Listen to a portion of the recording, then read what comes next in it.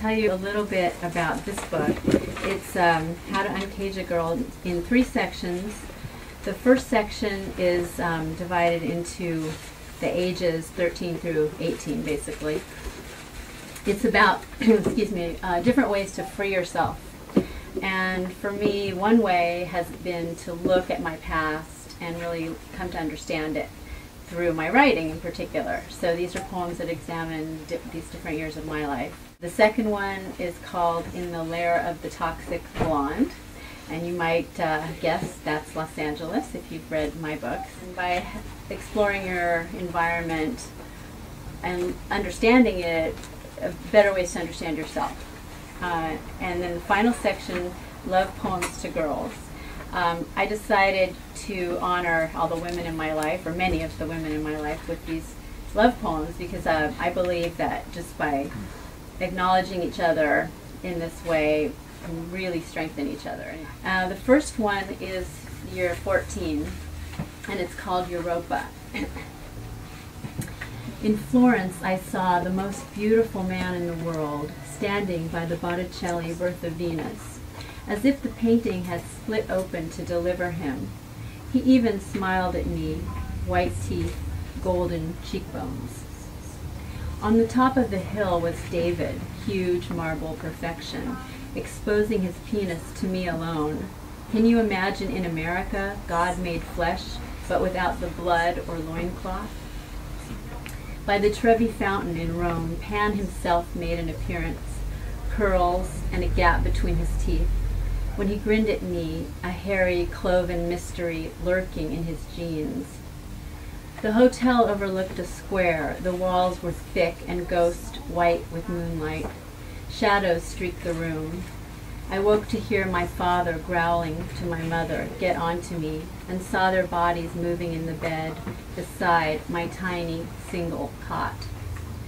That was when I too turned to stone, my mouth sealed shut. They packed me up and took me off to Greece to introduce me to some marble goddesses without pubic hair, as if that might make me feel better. My parents, with good intentions, rolled their new caryatid onto the white sands of the beach, a million perilous, pulverized petals of pearl. The water was such a sheer blue you could see right through it to the wavy patterns on the ocean floor, like Aphrodite's hair. I knew I should be grateful for this opportunity to see the birthplace of the goddess, but how could I ever speak of it? The Greek boys came to play with me. They frolicked around, brown and curly, full of life. When night fell and the ouzo glasses lit up like lanterns in the taverna, my mother said, "Kiss him, darling. It's easy, so natural."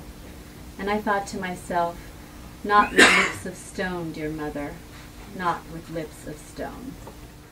This is the second one from the Lair of the Toxic Blonde. My love. My love is undisciplined, unruly, tangled. She is always hungry. My love wants sweet and savory, baklava and stuffed grape leaves, mango smoothies and avocado sushi, carrot cake and butternut soup. My love does contact dance with strangers and sweats between her legs. She discusses Auschwitz with men in galleries and thinks she was once Anne Frank. My love is clairvoyant. She can read past lives the way she reads books, haphazard, invasive, and devouring. My love sometimes wishes she were a lesbian, but she is unrelentingly heterosexual. My love loves babies, pink cake boxes, penises, sheer sequin-covered tunics, shoes. Currently, she is on a dogged internet search for pink satin platforms. My love's nickname is L.A. She is extravagant, guileless, with no knowledge of spells or witchcraft.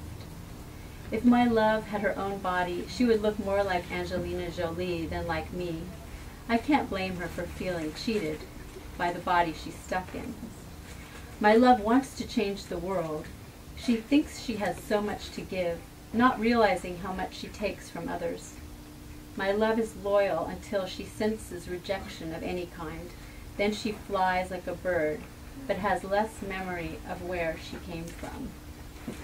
I would like to protect you from my love. She is the creator and the destroyer. She wants so much from you.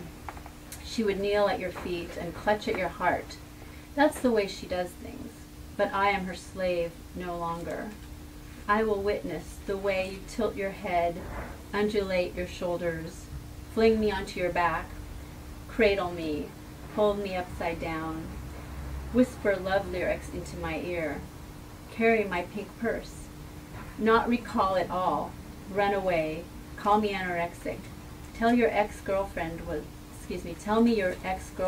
the love of your life, that you will never love anyone that way again, and my love and I will simply watch and wait until we discover who you really are.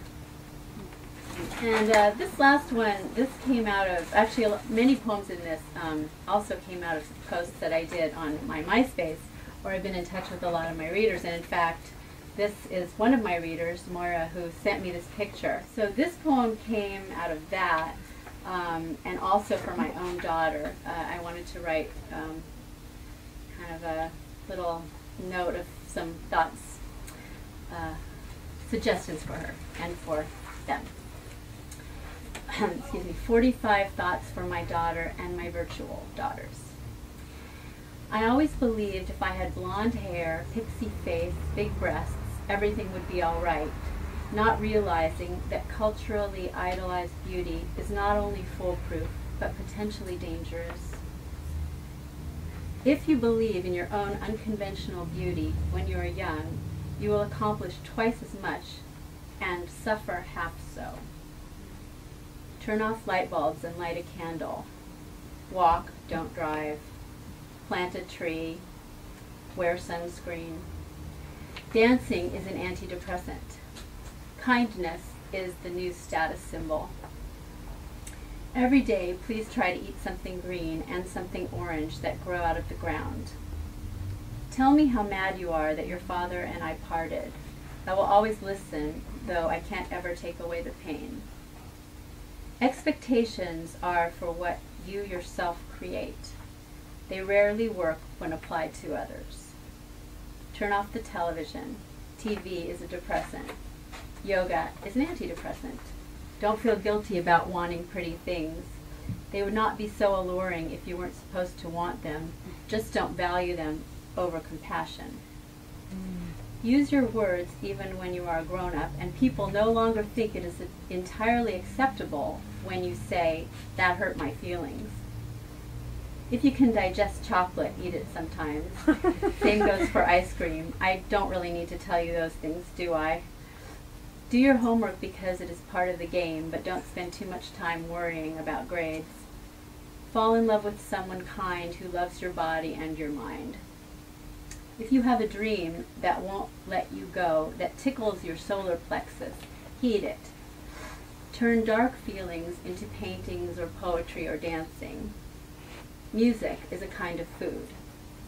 If you are sad, talk to a happy woman who loves you. It will always help. Move your body when you are sad or angry. Avoid the following: genetically modified ingredients, parabens, sodium lauryl sulfate, mercury in certain fish, and neurotic thoughts about food. Is that a contradiction? Love your curls, though they tangle, your pale skin, though it can burn in the sun, your nose, though it is broader than sun, your sturdy legs and feet. Forget Barbie, she does not possess imagination. Remember, you are a Botticelli angel. The planet we live on is perfection. Love her like a goddess. Love yourself as her daughter. There is a planet full of different kinds of beauty. The idea that only one type of woman is beautiful is blasphemy.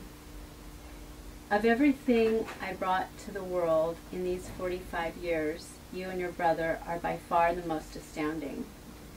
Because of this, I will always love your father. Matter never vanishes, only changes. Remember that when someone you love dies. Your round head on my breast when you were born is the memory I will keep with me when I leave this body. When I am gone, I will still be near you. This is how I know. When you were born, it was not a meeting, but a reunion.